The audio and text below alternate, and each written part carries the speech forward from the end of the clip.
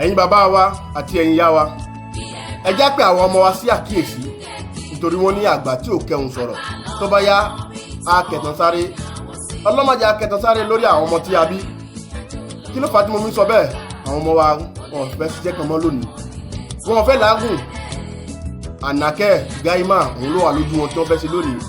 Ọmọ yóò ṣàgbàfọ̀ ó sì ń kó aṣọ wálé ẹ̀ẹ́bí ẹrójú òde ẹ̀ òun.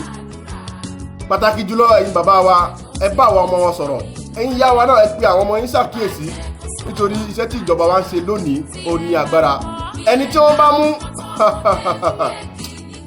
ọlọ́mọdé ká mọ̀ ẹ jẹ́ ká pe àwọn ọmọ wa ṣàkíyèsí. Tọmọ yín bá ń fún yín lówó pé ń fún yín sẹ̀kán mi lónìí tó fún yín sọ̀tán mi lọ́la, ẹbí iṣẹ́ wo ló ṣe? Má ṣe pípọ́ lápò ti rí owó ló fẹ́ bá ọmọ ẹ sọ òótọ́ ọ̀rọ̀, ẹ bá ọmọ wa sọ òótọ́ ọ̀rọ̀. Èmi Kọ́lá tí a mọ̀ sí Màmú Comedy mo sì lè fún yín kí a lè rántí ká pe àwọn ọmọ wa ṣàkíyèsí torí nǹkan tí ojú ti wá ń rí láàrin méjì ìgboro ló fà láfi ṣe lè fún yín. Ẹ jẹ́ ká pe àwọn ọmọ wa ṣàkíyèsí. Ire o.